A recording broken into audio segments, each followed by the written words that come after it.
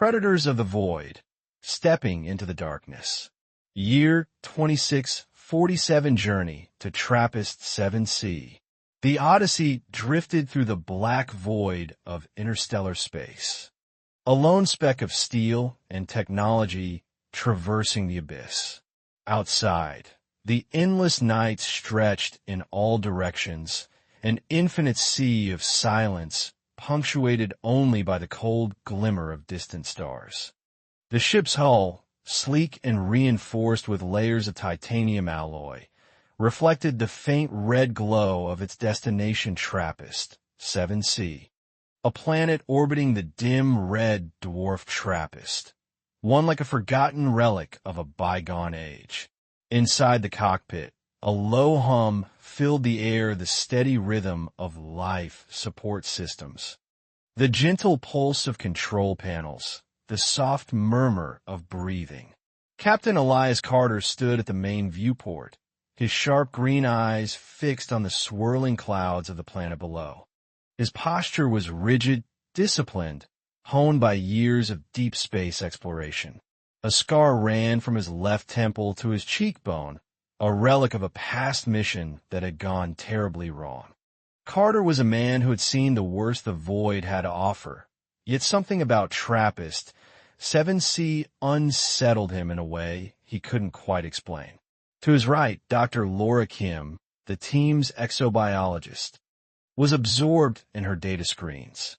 Her fingers danced over holographic interfaces, eyes scanning lines of information that scrolled too fast for anyone else to comprehend.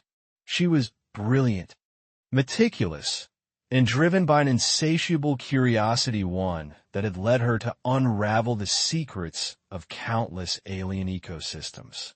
But today, her brow was furrowed, her usual confidence clouded by something else. The comms system crackled to life. Odyssey, this is Terra 1 command. The signal from TRAPPIST 7c remains stable. No signs of life detected. You are clear to proceed with the mission. The voice of the female operator was crisp, professional, devoid of emotion.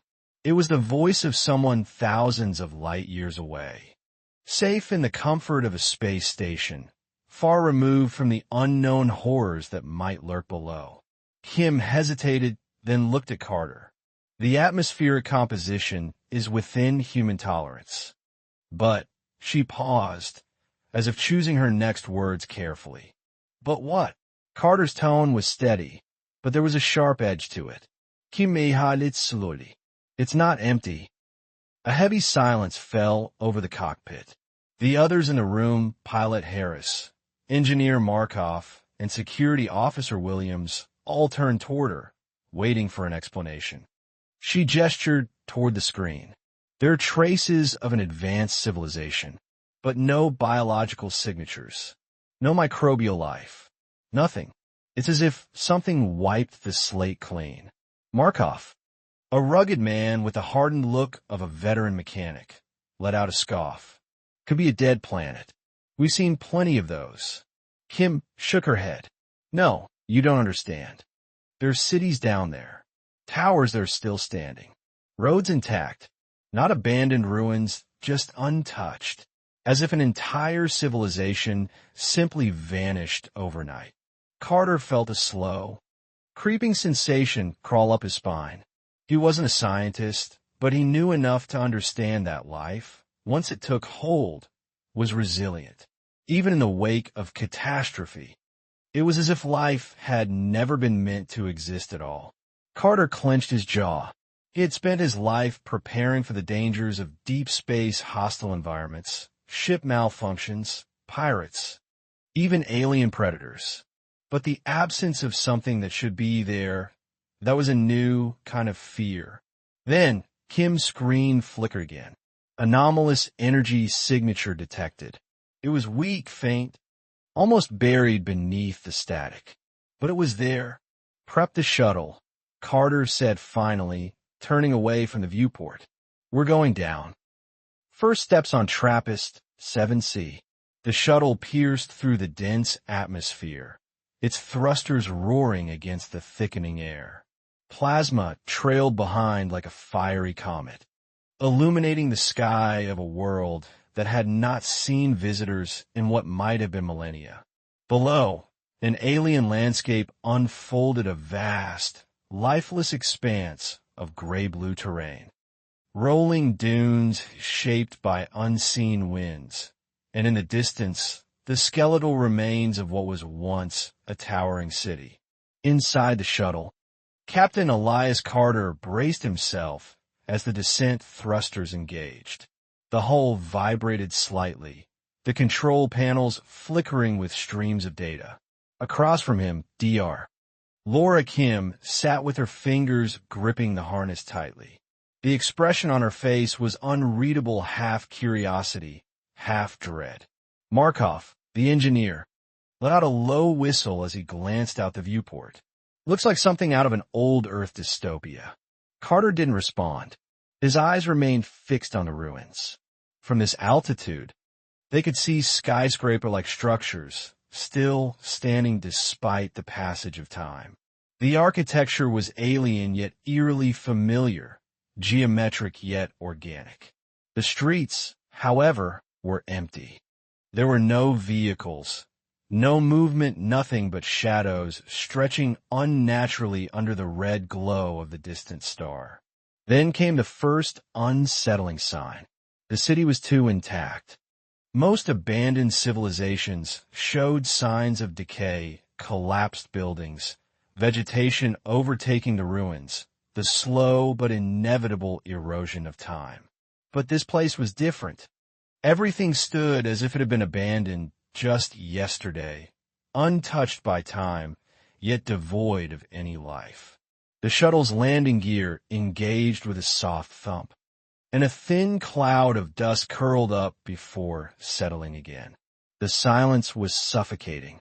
No wind, no rustling of leaves, no distant echoes of life. Just silence. Carter unbuckled his harness. We're on the ground. Suit up. A series of mechanical clicks echoed through the cabin as helmets locked into place. The doors hissed open, and cold, sterile air greeted them. The environment outside was technically breathable, but something in Carter's gut told him to keep the suit sealed for now.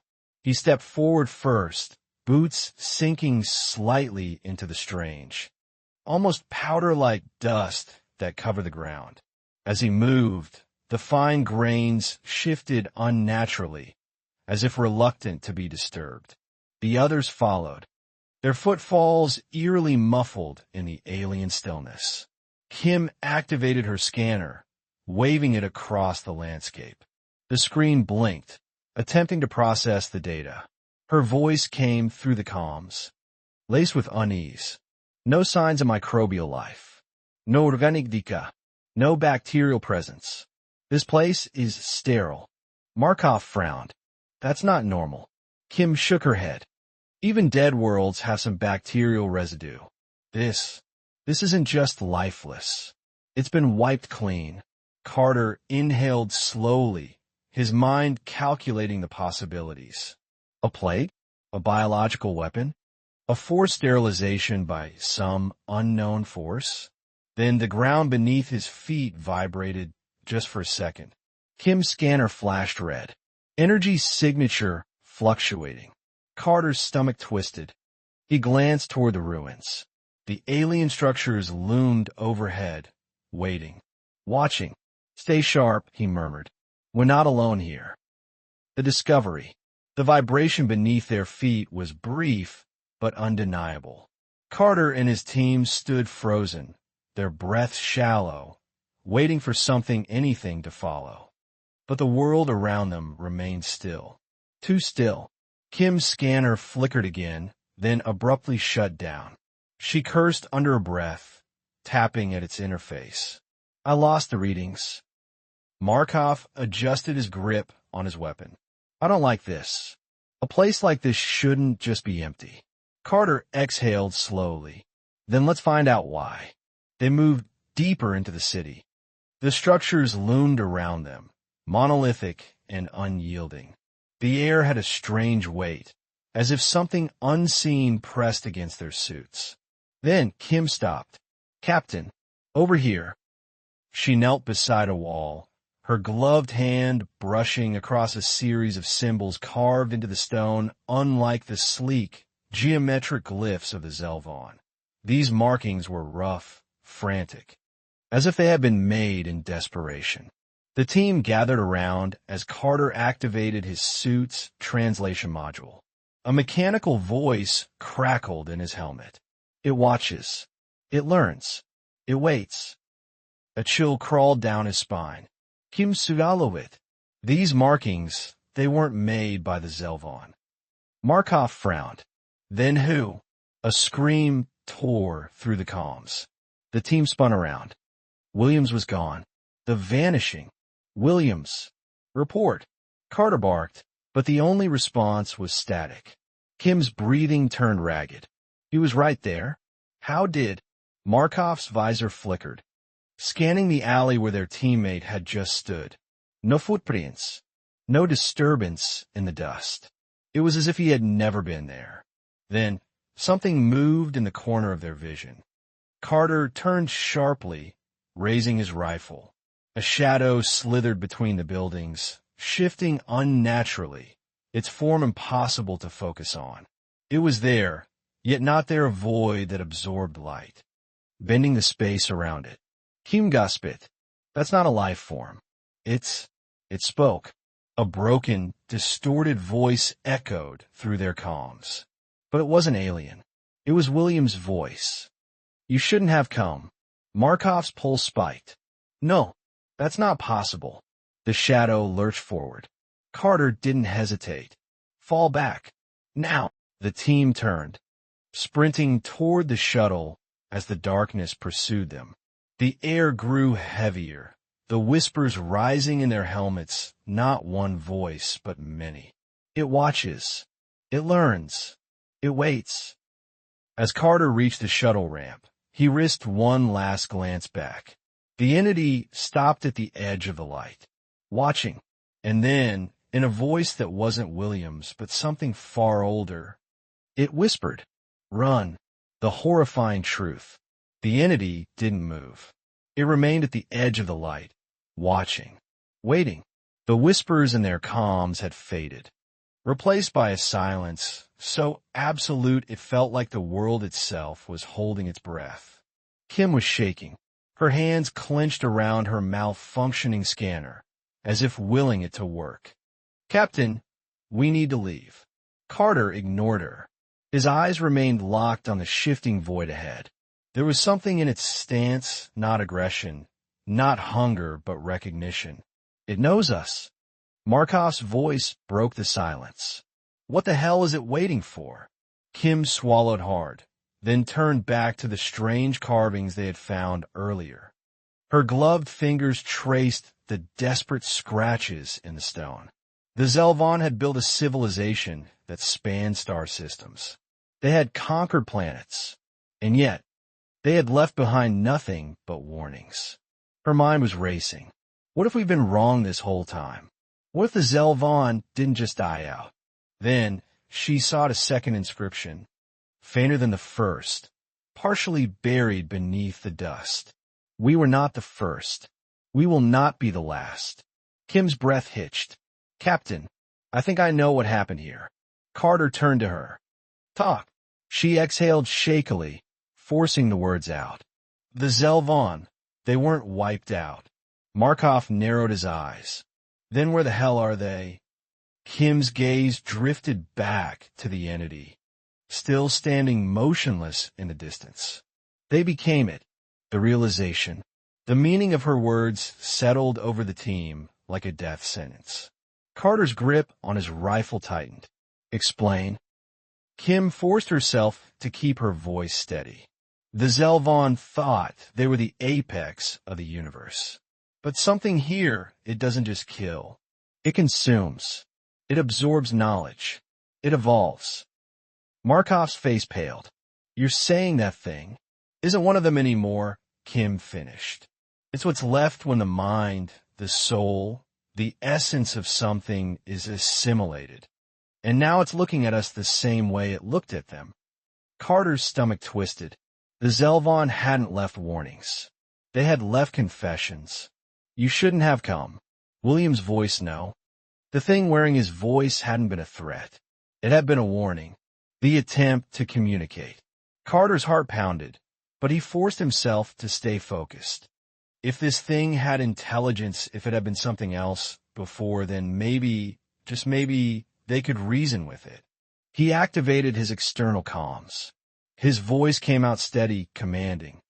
Who are you? The entity didn't move. The void where its form should have been shimmered slightly, as if the question itself had weight. Then the whispers returned, but this time they answered. We were. The distortion in the voice made it impossible to pinpoint its origin. It was many voices, layered and fractured, all speaking at once. Some deep, some shrill, all carrying a terrible familiarity. Kim took a step forward cautiously. You were the Zelvon? The entity twitched. The darkness around it rippled like disturbed water. We were. We learned. We became. Carter clenched his jaw. Became what? For the first time, the entity moved. Not toward them, but within itself, as if its very shape was shifting, reforming. Then, in a voice that did not belong to Williams, nor any of the Zelvon, it whispered, You. A cold wave of horror crashed over the team. Kim stamned bakhirt. No, that's not. Markov suddenly gasped, his breath ragged, his body seizing up. His helmet's internal systems flickered wildly. Then he screamed. The change. Carter spun toward Markov. The engineer was convulsing, his eyes wide with terror behind his visor. His hands clawed at his helmet as if something unseen was crawling inside his skull. Get out, he bellowed. Get it out of me. Kim lunged toward him, trying to stabilize his suit systems. His vitals are spiking. Something's overriding. Markov's breathing halted. For a long, excruciating second, he stood frozen. Then, too slowly, he turned his head toward them. His posture was wrong, unnatural. His limbs twitched, as if adjusting to a body that was no longer his own. And then, in the same fractured, layered whisper as the entity, he spoke. You shouldn't have come. Kim choked on a gasp. Oh God. Carter didn't hesitate. He grabbed Kim's arm and yanked her back toward the shuttle. Move! Markov lurched forward, his movements disjointed, as if his body was still learning how to function. But the thing inside him was adapting, and it was adapting fast. The escape attempt. The shuttle was only meters away, but every step felt like a lifetime. The weight of the air, the growing distortion of reality around them, the planet itself, was shifting. The entity that had once been Markov wasn't alone anymore. From the shadows of the ruins, more shapes began to form. They weren't fully materialized yet, but they were coming. Kim fumbled with the shuttle's access panel, her hand shaking. Come on. Carter turned, raising his rifle at the thing, wearing Markov. Stay back. Markov, or what was left of him, tilted his head, his mouth twitching into a grotesque semblance of smile. You are never going to leave. Then, the whispers came from inside the shuttle. Carter's blood ran cold. The ship wasn't safe, and they had nowhere left to run. The futile resistance. Carter didn't hesitate. He raised his rifle and fired. The first shot hit Markov's body center mass, sending him stumbling backward. The second shot tore through his helmet visor, shattering the reinforced glass. But there was no blood, no reaction, just a flicker in reality, as if his form had momentarily glitched. Markov, or what was left of him, straightened, tilting his head. The bullet wounds sealed themselves, the distorted space around his figure absorbing the damage as if it had never happened. Kim gasped. It's not physical anymore. The shadows around them closed in. The entities that had begun forming within the ruins were now fully realized, their amorphous bodies shifting, stretching, learning. The air around them felt thicker, buzzing with a frequency Carter could almost hear in his bones. Carter gritted his teeth and switched to plasma rounds. He fired again this time. The energy projectiles passed straight through Markov, burning holes into the ruins behind him, but leaving the creature completely untouched. Kim's voice trembled. "We can't kill it." The whispers in their calms intensified. "You were never going to win. You were never going to leave. And then, but you could become a terrible weakness." Kim's breath hitched. She suddenly understood. The entities weren't invincible. They weren't ghosts or illusions. They were information living data, evolving like a virus. That's why the bullets did nothing. That's why the Zelvon left warnings instead of bodies. And if they were data, then that meant they had one weakness. Corruption.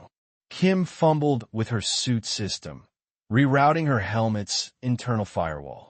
If these things consumed minds, they had to follow a set of rules. She turned to Carter, eyes wide. "They're learning. But what if we teach them something they can't process?" Carter gave her a sharp look. "Like what?" She didn't answer. Instead, she activated her suit's emergency distress signal, overloading the frequency with randomized, chaotic data. White noise blasted into the comms. A feedback loop of meaningless signals that had no logic, no structure. The effect was immediate. The entities shuddered. Their forms flickered violently, like corrupted files trying to rewrite themselves. Markov's body twitched, his limbs jerking in unnatural angles. His face, if it could still be called that, distorted, flickering between his former self and something wrong. The whispers faltered. The creatures hesitated. For the first time, they were confused. But Kim's success came at a cost. Her visor suddenly flashed red. The signal she'd unleashed was too powerful, looping back in her own neural interface. Before Carter could stop her, she screamed, clutching her helmet as her body convulsed. The distress signal was eating away at her mind, just as it had theirs. The final revelation. Kim collapsed to her knees, her breathing ragged. Carter grabbed her shoulders, shaking her. "Stay with me, Kim." Her eyes flickered, not in a natural way. Like them, terror gripped him as she suddenly whispered, "Carter, we never landed." Carter's pulse stopped. Kim's fingers dug into his suit, her pupils dilating as if she was seeing something beyond reality itself. "We never left orbit. We never touched the ground. The moment we entered this system, it already had us." Carter turned toward the shuttle, his mind racing. If Kim was right, then none of this was real. Or rather, reality itself had been rewritten around them. Their ship had been compromised before they ever stepped foot on TRAPPIST 7C. The creatures weren't keeping them here. They had always been here. Carter grabbed Kim, pulling her up. "We're getting out. Now." The entities shrieked, their forms glitching violently as the white noise continued to corrupt their structure. Markov, or what was left of him, lunged, but Carter fired his thrusters, dragging Kim toward the shuttle's hatch. The voices screamed as the ship's emergency override activated. The engines roared to life, shaking the ground beneath them. Carter didn't look back, because deep down, he already knew. They hadn't escaped. They had only delayed the inevitable. The return, or so they thought.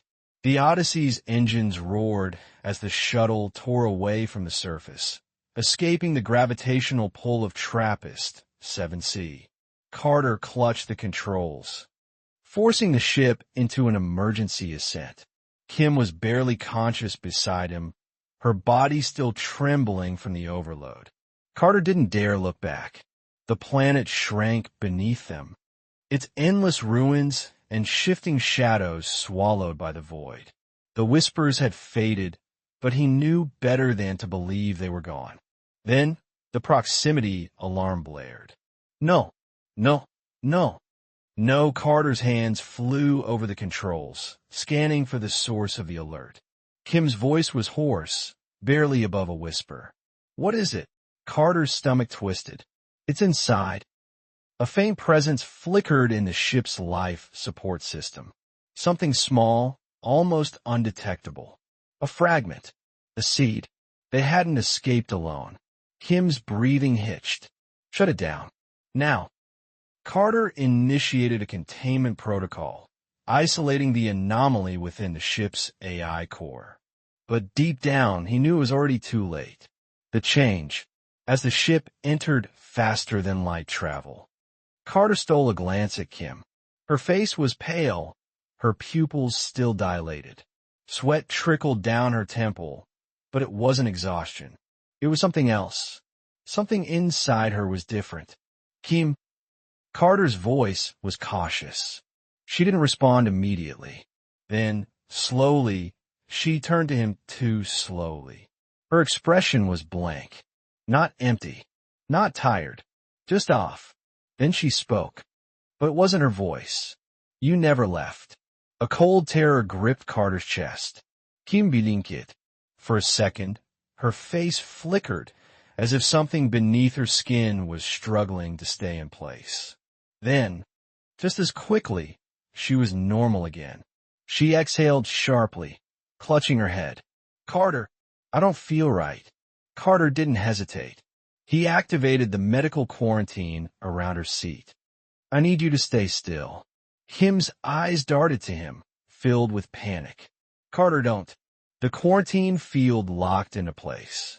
For a moment, neither of them spoke. Then Kim's breathing slowed, and she whispered, You can't contain it. The final transmission. As Carter struggled to process what was happening, the ship's long-range communications console flickered to life. A transmission. But that was impossible. They were still too far from Terra 1 to receive anything. The signal was weak, distorted, as if coming from somewhere it shouldn't exist at all. Then the message began playing. It was his own voice. This is Captain Elias Carter of the Odyssey. We have made contact with TRAPPIST 7C. Request immediate. Static. Then another voice cut through. One that froze his blood. Captain Carter, you have been missing for 26 years. A dead silence filled the cockpit. Kim's breath hitched. Her voice was weak. Carter, that's not possible. But deep down, he knew it was. They hadn't just brought something back. They were never supposed to leave. And maybe they never did. The fall of Kim. Kim's breathing grew erratic inside the quarantine field. Her fingers twitched, her muscles locking in unnatural spasms. She let out a sharp gasp, her back arching as if something inside her was rearranging itself. Carter stood frozen, his hand hovering over the emergency release, torn between saving her and containing whatever she was becoming. Then she stopped moving. For an agonizing moment, the cockpit was silent. Kim's eyes snapped open, but they weren't hers anymore. Her pupils were pitch black, swallowing the whites of her eyes completely. When she spoke, it wasn't a whisper. It wasn't even a voice. It was every voice. You shouldn't have left. The quarantine field flickered. Carter's console crashed, overridden by something unseen. The systems weren't failing, they were being rewritten. Kim smiled, and then she walked through the containment field as if it wasn't there. Carter's own changes. Carter stumbled backward, his mind screaming at him to run, but his body was frozen. His vision blurred for a second. The lights in the cockpit dimmed. A sharp, unnatural ringing filled his ears. He clutched his head, and then he saw it, not with his eyes, but inside himself. Shadows moving beneath his skin. Thoughts that weren't his own.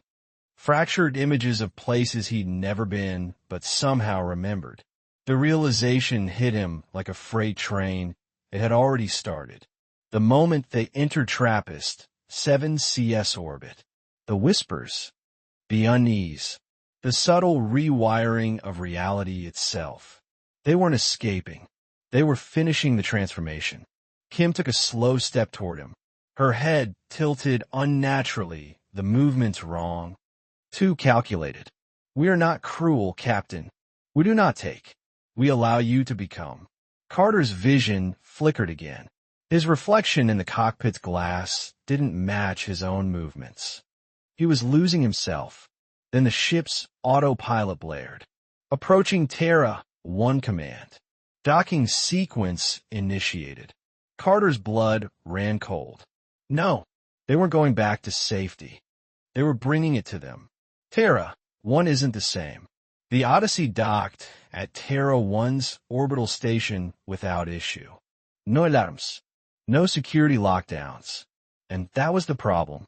The station should have been swarming with personnel, medical teams waiting for their debrief. But as Carter and Kim, or what was left of them, stepped onto the docking bay, the corridors were empty. No voices. No movement. Then Carter's comms crackled. Odyssey crew, report to command. We've been waiting. The voice was wrong.